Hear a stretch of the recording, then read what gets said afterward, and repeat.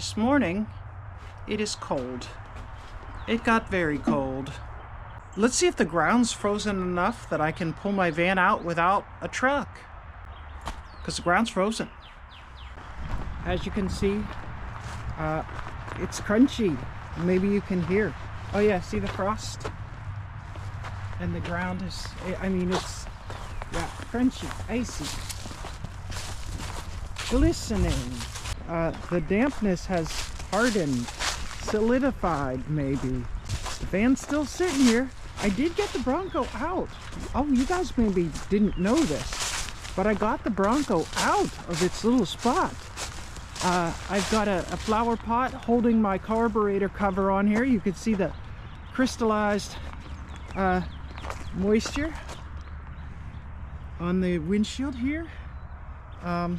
It's bright and early. Yeah, oh, that tire went flat again. That one goes flat fast. These other ones stay up. It ran. I drove it up here by its own power. I'd love to get this Dakota going, but it's still two-wheel drive. Look at all the frost on the little Spitfire. Isn't that cute? Oh, the poor thing. And then my van. But the ground, oh yeah, the ground is very, very firm. See how the mud is like in frozen sort of chunks? Oh yeah, let's see if we can get it out of here. Oh, it's cold start video. It's turned into a cold start video. Do I even have keys for this monster? Oh, I wonder if I left the keys in it all this time. Oh, I did. I'll be darned. Let's see if it starts. She'll start. Look, I didn't even have to press the gas. This is what fuel injection does for you. There you go. Huh? She's a winner. That's right. Ford knows how to make a van, I'll tell you that. Alright, let's see if she'll come up out of here.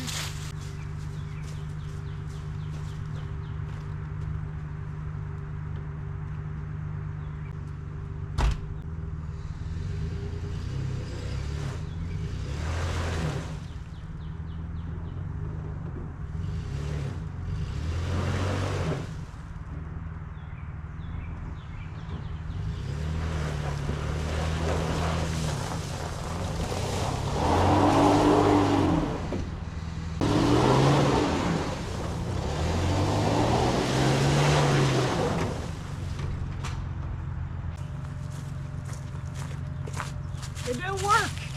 Thought it would work, but nope. And even better still is when I stomped on the brakes, they went all the way to the floor, and I heard a hissing, popping sort of sound, and now I don't have brakes either. Wow, that was unforeseen. Let me try one more thing, because it does stop still. Try one more thing.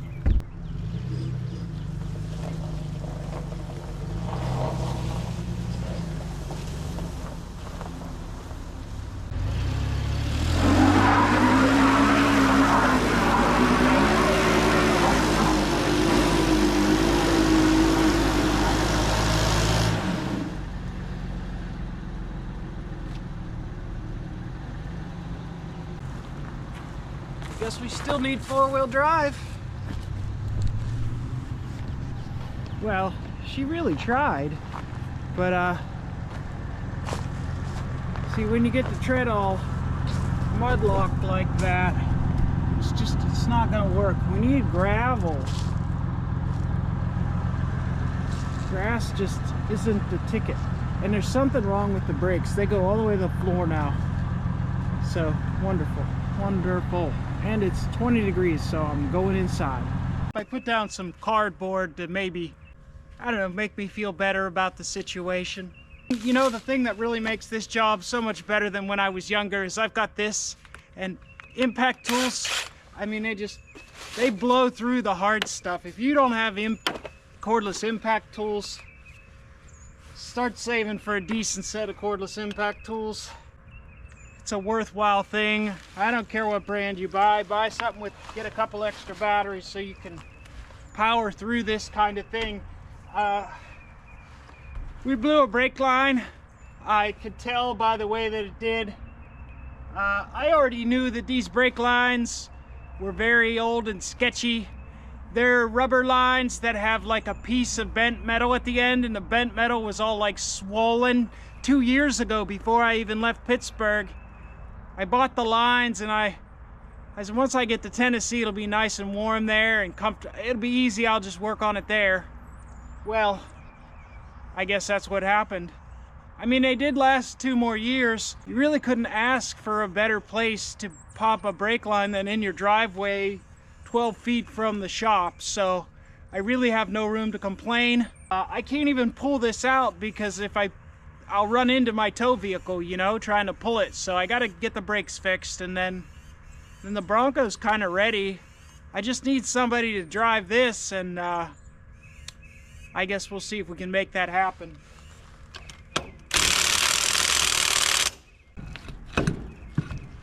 And you can see from the back of the tire, you can see those pads are looking about ancient.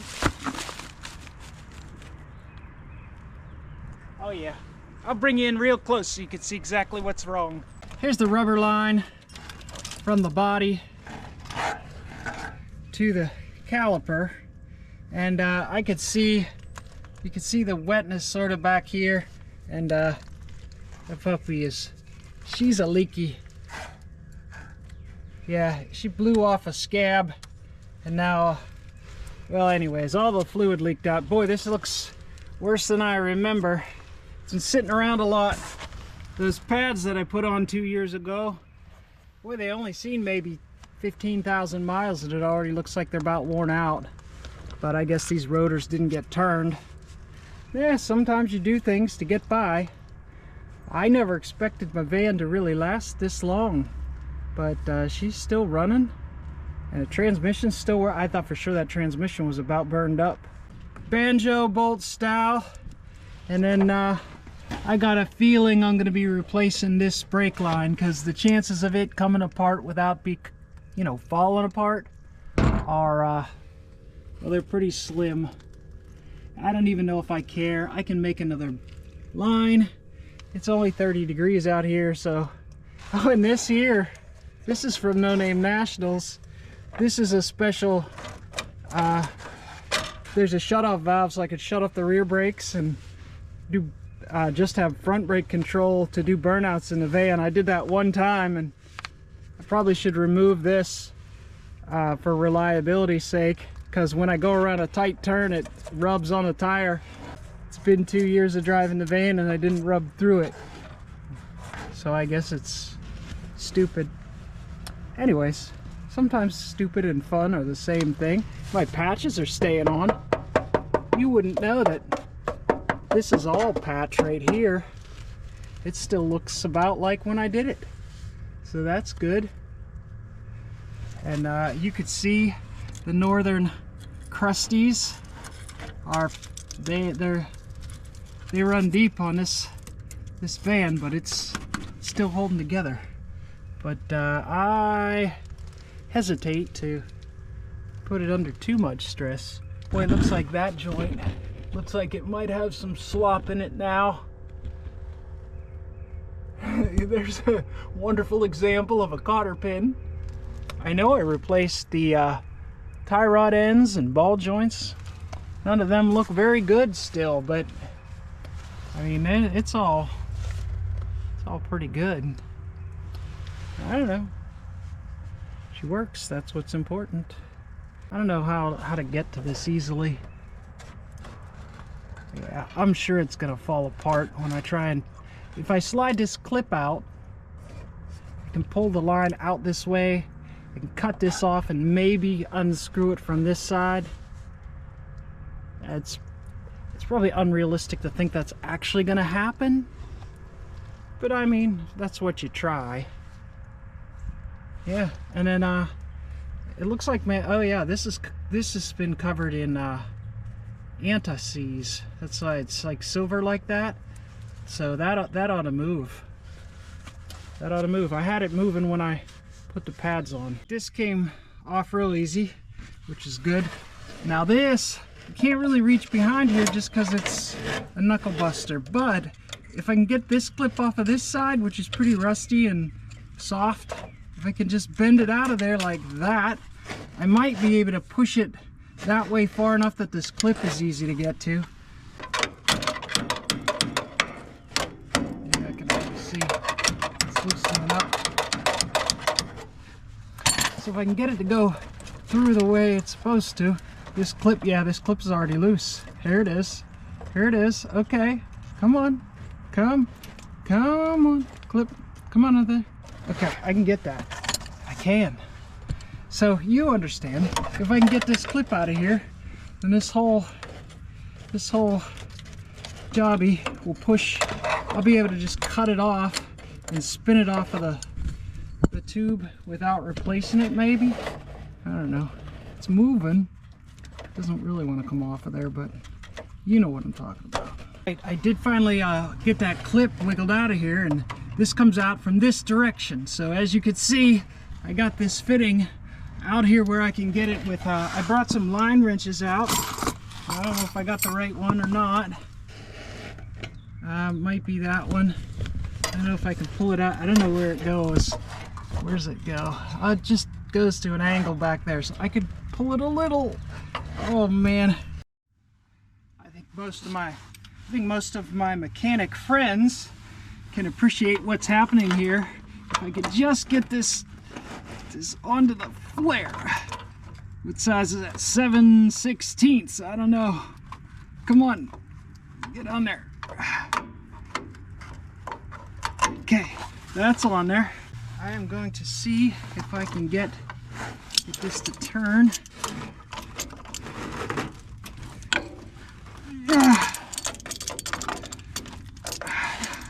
I might just get this to happen, or I can just make myself angry probably. It's cold. Did I mention it's cold? But I do have a fire going inside, so place to hang out if it gets too bad. The shop got wet. Man, there it goes. I think it went. Yeah, it did. All right, check it out. It came free. All right. And I got these. Can you see these? Yep, we're just gonna give ourselves work. How bad is that? Well, that's not so bad. That hose is still good. You see that wet spot is where it blew out a little swollen patch. Anyways, we got this going. Perfect. We'll put it on exactly the same way we took it off for all I care. Once it's on there, you can jam it back in there. Here's our new hose. Beautiful. Beautiful. Enough to get it to thread. Come on.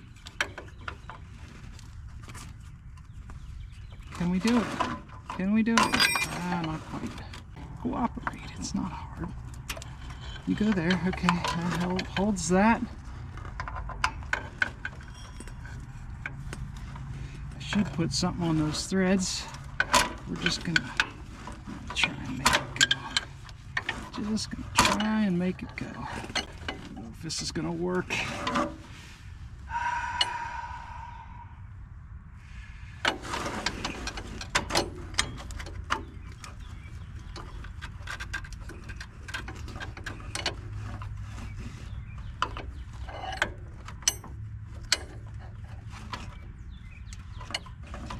The problem here is that I gotta get the line wrench off of here and reset it. Okay, I think I might have it now. Now that line is gonna leak back under there where I can't see. Well, that's all right. If we have to replace that line, I mean, it's part of the job. I'm surprised that we got this far. There we go. Jam that in there. did try and save the clip. I don't know where I saved it to. Of course, that's the best way to do it, is put it down where you'll never find it again. I'm going to use a little piece of this hose that probably is not in, it'll be destroyed by brake fluid, but that's okay. It only has to last just long enough to get through the bleeding process. Cut it off, just a short piece. We got this little self bleeder kit. That's not gonna work. Let's see, stick to that. Yeah, it'll work. Okay, so it fits into there nice and snug, and that's the right size to fit onto our, it's not really the right size to fit on our bleeder. Yeah, we'll be able to jam it on there. One side has a dip tube, right? You know how these work. It has a tube, right? And the tube should go all the way to the bottom, so maybe we'll use a different tube. Make it go all the way to the bottom. All the way to the bottom. Close to the bottom. Okay, and then we'll fill this up with brake fluid. So what happens is it pushes the bubbles out down to here, and then when you let the pedal up, it sucks fluid back up in.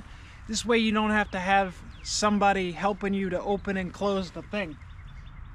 Hopefully the check valve in the system up here, it has an anti-lock brake system, and it has a front rear proportioning valve. Hopefully that lets some brake fluid through to this. I don't know. We'll just try, right? All we can do is try. Maybe it'll work, maybe it won't. Bleeder opened. Brake fluid's awful stuff. I don't know why it's so foul. I'll jam this in there tight. Give you guys the closest closeness I can give you. And you guys can tell me if it does anything. You may have to watch this to know. I already refilled the master. Let's see if we can get anything out here.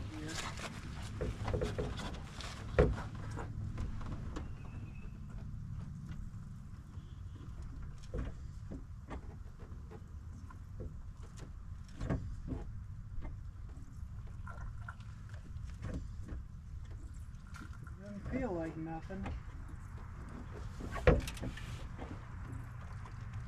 Oh, I see bubbles coming out of there.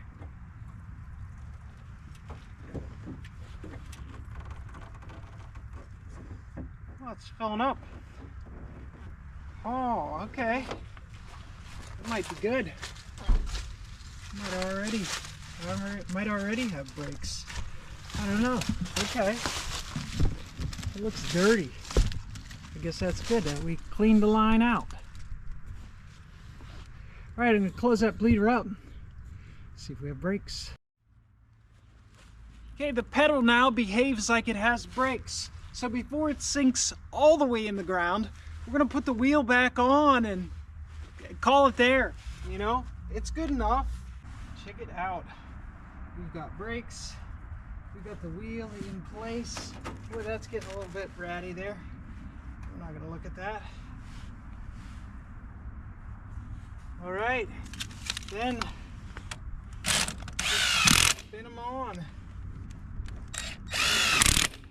Lovely. We've got brakes, we've got a tire. That's much better. I feel good. All right, that's it for the van for today. We've got brakes again. Be safe out there. Stay warm. And yeah, get something done on your projects. You feel good about yourself. It won't be too long before spring gets here, and you'll be wishing that it wasn't so hot and that the bugs were still all dead. You know, make the most of it. This could have happened on the side of the road. We could have been trying to figure out how to get it home. Might have had to pay a tow or whatever. So, you know, fix your brakes before you go anywhere. Brake lines, they're important. Public service announcement for the day. Thanks for stopping by. We'll see you soon. get that Bronco running and move some stuff around.